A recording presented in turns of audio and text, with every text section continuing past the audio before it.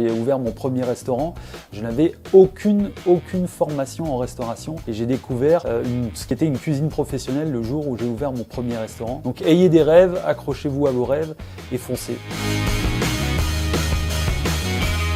Je suis Yves Ecker, je suis le PDG de l'enseigne Les Burgers de Papa qui compte une trentaine de restaurants sur l'ensemble du territoire français. Je me suis lancé dans la restauration il y a 10 ans en arrière, à mes 31 ans. Et avant cela, j'étais animateur radio pendant une douzaine d'années. Un métier qui ne nécessite aucune qualification, si ce n'est de savoir à peu près bien parler dans un micro. Et je me suis lancé dans cette carrière après mes 18 ans puisque je me suis arrêté à mon bac. Un bac de STT compta gestion, sciences et technologies tertiaires, si je dis pas de bêtises. Et j'ai raccroché les armes après pour me lancer dans ce qui était donc ma passion, l'animation radio.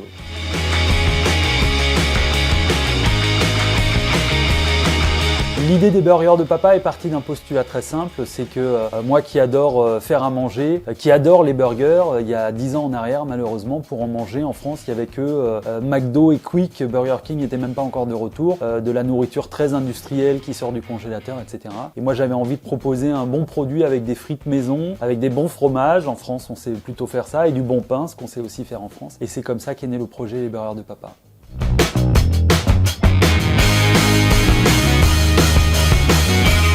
J'ai jamais eu d'excellents rapports avec l'école, si ce n'est que j'avais de bons rapports en général avec mes profs. Je m'ennuyais très rapidement, j'avais beaucoup de problèmes pour me concentrer. Et j'ai su très tôt dans ma vie, je pense même à l'âge de 11 ans, en rentrant au collège, que je voulais devenir animateur radio et j'étais très conscient qu'il n'existait pas de diplôme pour faire ce métier. Donc j'ai pris mon mal en patience pour essayer d'arriver au bout de ma terminale. J'ai toujours été un peu le partisan du moindre effort, à pas trop faire de devoirs, à essayer de copier sur les autres. Et c'est un petit peu ce qui m'a sauvé finalement pour avoir mon bac et pour pouvoir accéder ensuite à ma carrière d'animateur radio.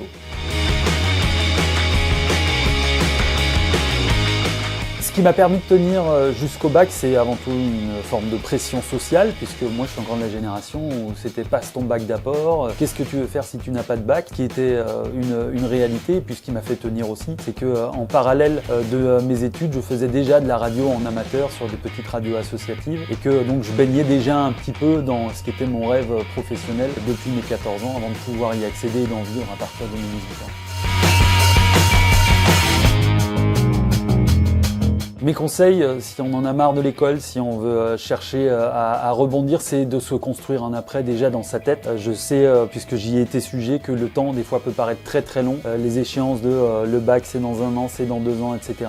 Néanmoins, ça vous permet de garder le pied dans une vie sociale où vous êtes dans la norme, parce que la norme aujourd'hui, c'est d'aller à l'école, c'est aussi simple que ça. Et puis surtout, à l'école, on apprend des choses, même quand on n'a pas envie d'y aller ou qu'on n'écoute que d'une oreille. On apprend des choses, on s'intègre dans une société et puis on continue à apprendre à vivre en communauté, ce qui est une chose extrêmement importante. On apprend du savoir-être, pas que du savoir-faire, et c'est pour ça qu'il faut continuer à s'accrocher.